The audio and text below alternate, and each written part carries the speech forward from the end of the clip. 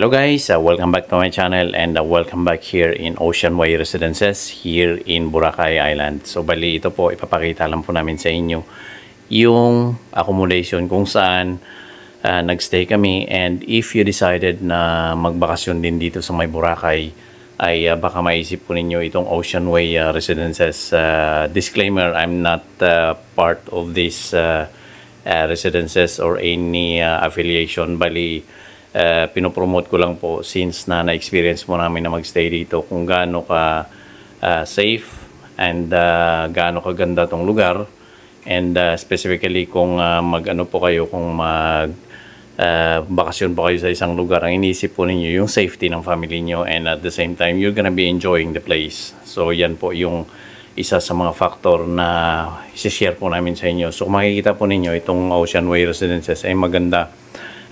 Still under construction pa yung iba, pero built siya by cluster. So bali cluster A, B, and C, and still ongoing pa yung iba. So yan po, papakita ko. Hello guys, good afternoon and welcome back to my channel. At dito na po tayo ngayon sa may Malay, somewhere here in Boracay. So bali nakapag-check-in na po tayo dito ngayon sa may Ocean Way Residences. So ang nakuha po ng misis ko is condotel, which is ang kagandahan ay private po siya at hindi siya crowded. So ngayon ang Ocean Way Residence, meron po siyang private resort. So doon po tayo pupunta at makita po natin at makapag-swimming tayo. So mahaba-haba po ang binyahe natin mula Maynila. So try po natin mag-enjoy ngayong gabi. Samahan niyo po ako, pupuntahan natin. So yan po, kasama ko yung family ko sa bakasyon na to. And we decided to go somewhere somewhere in the south, which is here in Boracay. So mga ilang taon na rin po kaming hindi nakapagbisita dito. So we decided to drop by here in Boracay. At the same time, after ng trip namin dito, I'm gonna be straight all the way to Iloilo, doon po sa may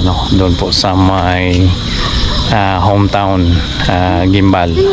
Private na mga bahay. So yan po, ipapakita ko sa inyo yung view dito sa may Boracay at baka maano, Ocean Way Residences. So kung makikita po ninyo, napakaganda ng lugar na to, and they are really developing the area. Pero kapag party life, huwag kang pumunta dito.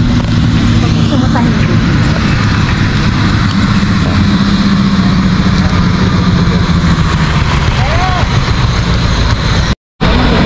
Magkano ba po yung yan, pag nakikita nyo rito, especially kung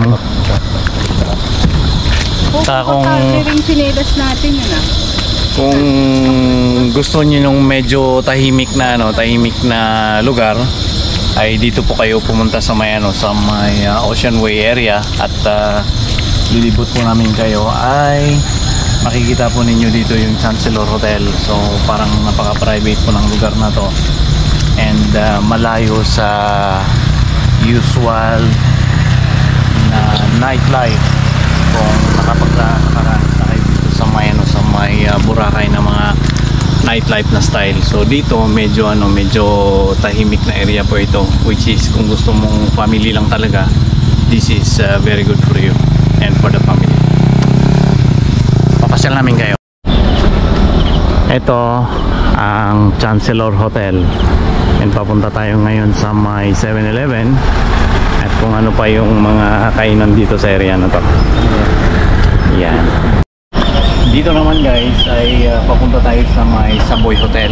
So tatawid tayo at titingnan natin kung ano makikita po ninyo doon. Yung medyo mga maliliwanag, mga magagandang lugar, at well guarded po tong lugar na to. So yung safety and security ng tao at pamilya nyo is secured po dito. Puntahan natin. Let's go!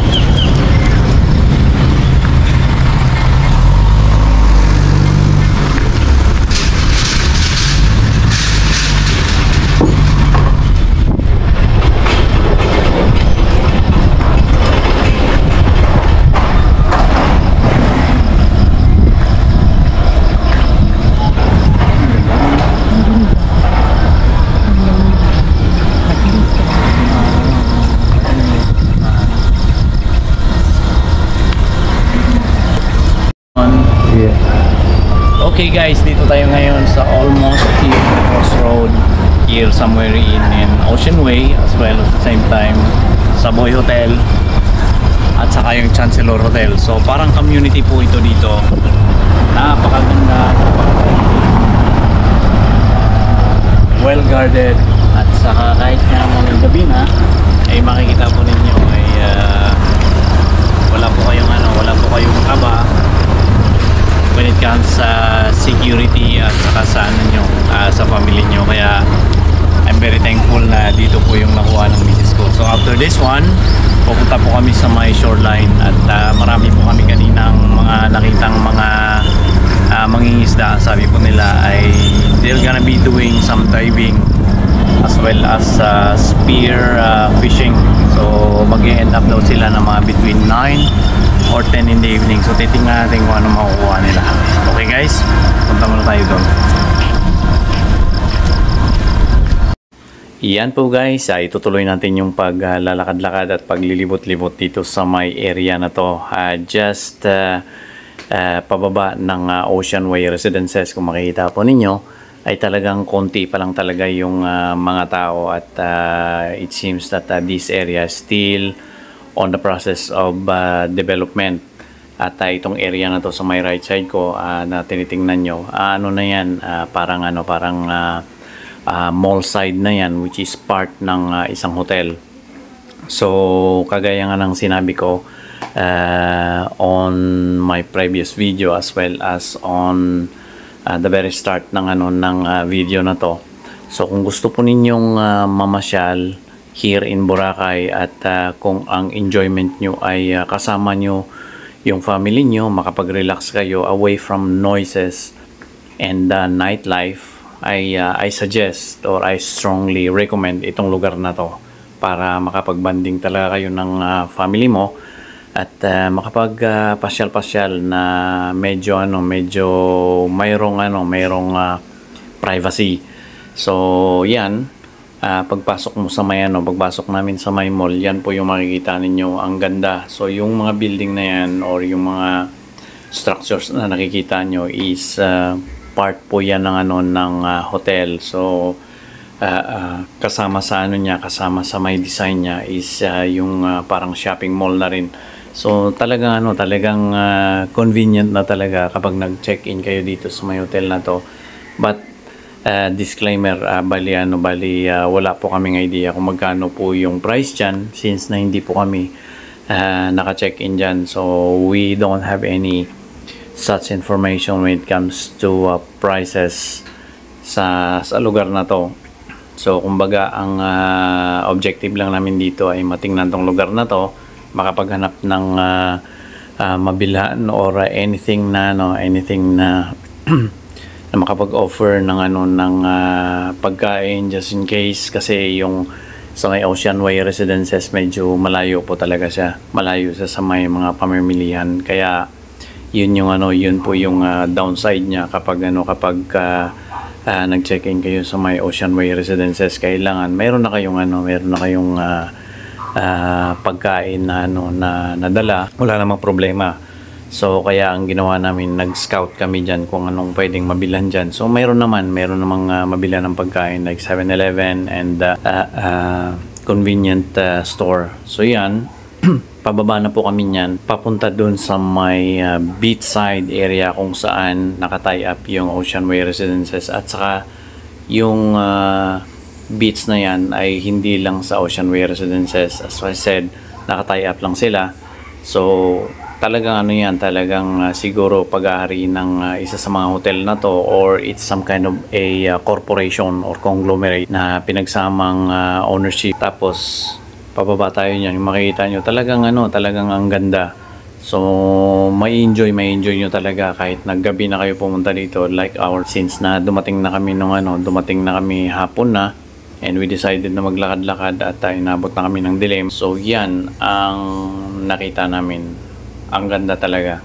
So at saka ang kagandahan ay peaceful siya, safe at well guarded yung lugar. So you don't have to worry about your safety and security dito sa may area na to. Yan, Taka pagdating namin dyan sa may beach side kung saan pwede na kayong maligo.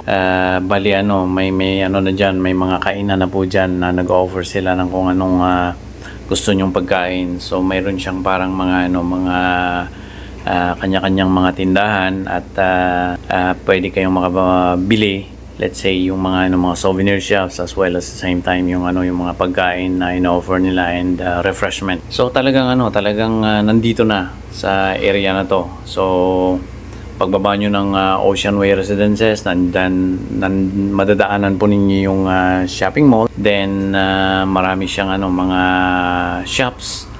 Tapos pagdating dito, pagbaba nyo, may mga kakainan na rin kayo.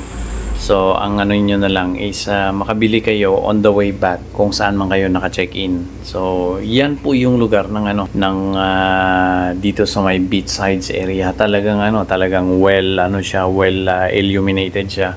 At may enjoy nyo talaga. Gusto nyo mag picture taking, video, souvenirs ng bakasyon nyo, you name it. You want to relax? This is the place. So yan po, at may share ko po sa inyo. So ito ngayon, bali pumipili na po tayo ng pagkain natin dyan. Nagpaluto na po tayo for our dinner. At yan na po yung dinner namin. At lutong bahay talaga yung napili namin dyan. So yan po. At thank you very much for watching, guys. And hope this video could help you in your next vacation.